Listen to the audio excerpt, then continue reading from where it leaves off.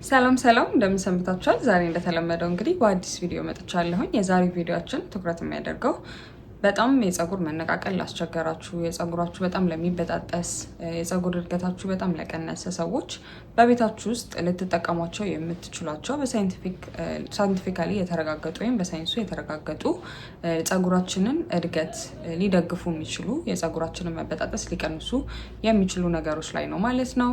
ከቪዲዮ ጋር አብራችሁ ቀደም በቪዲዮ መግቢያ ላይ እንደነገርኳችሁ እንግዲህ የፀጉር መነቃቀል፣ የፀጉር መበጣጠስን እንዲሁም የፀጉር እድገትን በቤታችን ውስጥ በቀላሉ ማስተካከል እንችላለን ማለት ነው።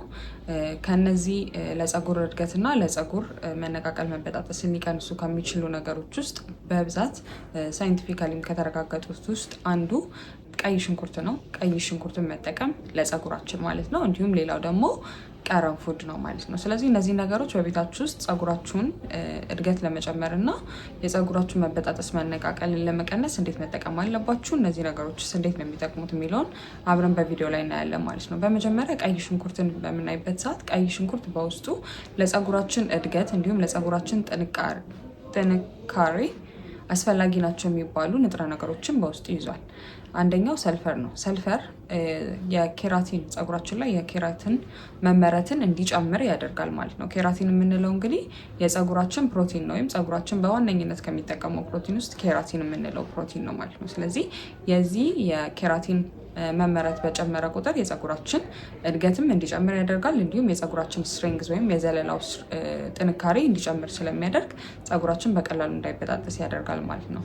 ሌላው የቀይ ሽንኩርት ሊያደርግልን የሚችለው ነገር ምንድን ነው? የፀጉራችንን አናት ጤንነት መጠበቅ ነው። ያ ማለት በፀጉራችን ውስጥ በአናታችን ላይ ዳንድራፍ ወይም ደግሞ ፎሮፎር የምንለው ነገር እንዳይከሰት ወይም እንዲቀንስ ያደርግልናል። እንዲሁም የፀጉር ቁስለቶችንም እንደዚሁ በጣም ለመከላከል ይረዳል ማለት ነው። ከዛ ባለፈ ቀይ ሽንኩርት በምትጠቀሙበት ሰዓት አናታችን ላይ ያለው የደም ዝውውር እንዲጨምር ያደርጋል ማለት ነው። ስለዚህ የሄር ፎሊክላችን ወይም የፀጉር አናት ላይ ያሉ ትንንሽ ቀዳዳዎች በደንብ ደም ዝውውራቸው እንዲጨምርና ወደ ፀጉራችን የሚመጣው ወይም ወደ ፀጉር ፎሊክላችን የሚመጣውን የደም መጠን በመጨመር በቂ ኒውትሪየንት ኦክሲጅን ፀጉራችን እንዲያገኝ ወይም ከምግብ የምናገኘው ነገር ወደ ፀጉራችንም እንዲደርስ ሞር ሳፖርት ያደርጋል ወይም ደግሞ ይደግፋል ማለት ነው። ከዛ ባለፈ ቀይ ሽንኩርት አንቲኦክሲዳንትነት ስላለው ከኦክሲዲቲቭ ስትሬስ ጋር የተያያዘ የፀጉር መሰባበር፣ የፀጉር መነቃቀልን ካለ ጊዜ የሚመጣ ሽበቶችንም እንደዚሁ ለመቀነስ ይረዳናል ማለት ነው። ስለዚህ ይህንን ቀይ ሽንኩርት በቤት ውስጥ እንዴት ነው መጠቀም ያለብን የሚለውን በምናይ ጊዜ መጠቀም ያለባችሁ እንዴት ነው? አንድ ተለቅ ያለ ቀይ ሽንኩርት በቂ ነው። አንድ ተለቅ ያለ ቀይ ሽንኩርትን በመፍጫ ትፈጩታላችሁ። መፍጫ ከሌላችሁ ይሄ ካሮት የምንፈቀፍቅበት መፈቅፈቂያ ያለ በዛ መፈቅፈቅ ትችላላችሁ። ኦኒየኑን ወይንም ደግሞ ቀይ ሽንኩርቱን ማለት ነው። ቀይ ሽንኩርቱን በደንብ ከፈጫችሁት በኋላ ወደ ማጥለያ ታደርጉታላችሁ። ወይም በነጠላ የሚጠል ቢሆን የተመረጠ ነው ማለት ነው፣ ኖርማል ማጥለያ ከምትጠቀሙ። ከዛ በኋላ ነጠላ ላይ ካደረጋችሁት በኋላ ወይም እንደ ነጠላ አይነት ጨርቅ ከተጠቀማችሁ በኋላ ከሽንኩርቱ ላይ ያለውን ውሃ በደንብ ጨምቃችሁ ታውጡታላችሁ ማለት ነው። ፀጉራችሁ ላይ የምትጠቀሙት ከሽንኩርቱ ያወጣችሁትን ጁስ ወይም ደግሞ የሽንኩርቱን ውሃ ነው ማለት ነው። ይሄንን ፀጉራችሁ ላይ ታደርጋላችሁ።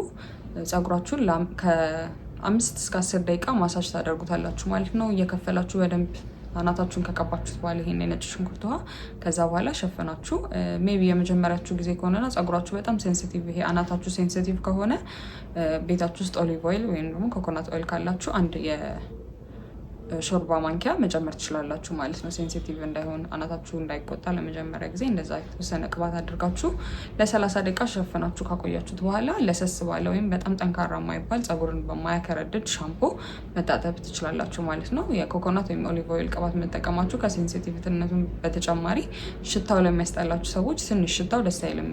ይሄ ቀይ ሽንኩርቱ ሽታው ለሚያስጠላችሁ ሰዎች ሽታው እንዲቀንስ ያደርጋል ማለት ነው። ከዛ በኋላ ቀለል ባለ ሻምፖ መታጠብ ትችላላችሁ። ይሄኛውን በሳምንት አንዴ ከመታጠባችሁ በፊት ሁልጊዜ ማድረግ ትችላላችሁ ማለት ነው። ሌላው ደግሞ ቀረንፉድ ነው።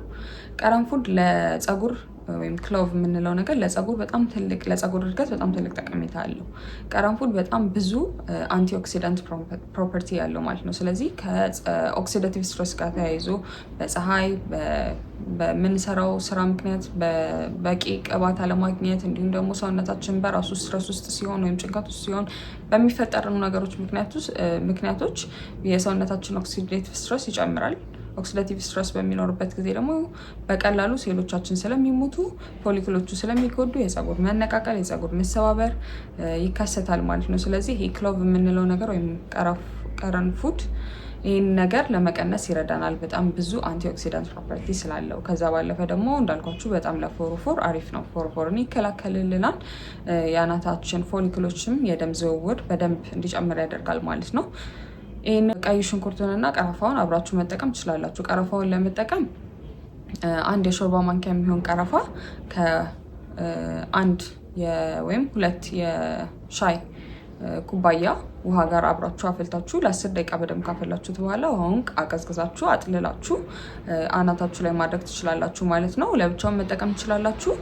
ከቀይ ሽንኩርት ጋር መጠቀም የምትፈልጉ ደግሞ መጀመሪያ ካዘጋጃችሁት የቀይ ሽንኩርት ውሃ ወይም ጁስ ጋር ተቀላቀሉትና ፀጉራችሁ ላይ አድርጋችሁ መጀመሪያ እንዳልኳችሁ ከ5 እስከ 10 ደቂቃ ማሳጅ ታደርጋላችሁ። ከዛ በኋላ ለ30 ደቂቃ ፀጉራችሁን ሸፈን አድርጋችሁ ትተዉትና ለሰስ ባለ ሻምፖ መጠቀም ትችላላችሁ ማለት ነው። ይሄኛውንም በሳምንት አንዴ መጠቀም ትችላላችሁ፣ ሁልጊዜም ከመታጠባችሁ በፊት ማለት ነው። እነዚህን 2 ነገሮች መጠቀማችሁ ፀጉራችሁ በቀላል ለሚበጣጠስባችሁ፣ ፀጉራችሁ በጣም ለሳሳባችሁ፣ እንዲሁም ለሚነቃቀል ፀጉር አሪፍ ነው ማለት ነው። ከዛም ባለፈ ደግሞ የፀጉር እድገትን ለመጨመር በጣም ይረዳናል ማለት ነው። ስፔሻሊ የቀይ ሽንኩርቱ ጁስ ለፀጉር እድገት በጣም አስፈላጊ ነው ማለት ነው። የፀጉር ፕሮቲን ኬራቲን ፕሮዳክሽንን በጣም ስለሚጨምርልን ይህን ነገር መጠቀማችን የፀጉር እድገታችንን ለማፋጠን ይረዳናል ማለት ነው። ከዛም ባለፈ ደግሞ የፀጉር መበጣጠስ መነቃቀልንም እንዲቀንስ ያደርጋል ማለት ነው። ስለዚህ ሁላችሁም ይሄ በቀላሉ በቤታችን የምናገኘው ነገር ነው።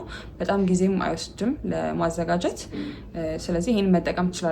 ሌላው መርሳት የሌለባችሁ ነገር የነጭ ሽንኩርቱ ውሃ በጣም ብዙ ቢሆንባችሁ ራሱ ወይም ፀጉራችሁ በጣም ትንሽዬ ከሆነና የቀይ ሽንኩርቱ ውሃ ከበዛ አስቀምጣችሁ ለሌላ ጊዜ መጠቀም አትችሉም። ሁልጊዜም ፍሬሽ መሆን አለበት። ወዲያውኑ ተዘጋጅቶ ወዲያውኑ ለመጠቀም ነው እንጂ ለማስቀመጥ አይሆንም ማለት ነው። ስለዚህ እያዘጋጃችሁ በየሳምንቱ ልክ ልትታጠቡ ስትሉ ተቀብታችሁት እንዳልኳችሁ ከታጠባችሁ በኋላ የቀረ ካለ ያው ማስወገድ አለባችሁ እንጂ ተቀምጦ ለሌላ ጊዜ አይሆንም ማለት ነው። ይህንን የቀይ ሽንኩርት እና የቀረንፉድ በቤት ውስጥ ፀጉርን ለመንከባከቢያ የሚደረግ ውህድ ተጠቅማችሁ ፀጉራችሁ ላይ ያለውን ለውጥ እንደምታሳውቁኝ ተስፋ አደርጋለሁ ማለት ነው። ጥያቄ ካላችሁ እንደተለመደው ኮሜንት ሴክሽኑ ላይ አስቀምጡልኝ። እስከ ሳምንት ድረስ መልካም ሳምንት። ባባይ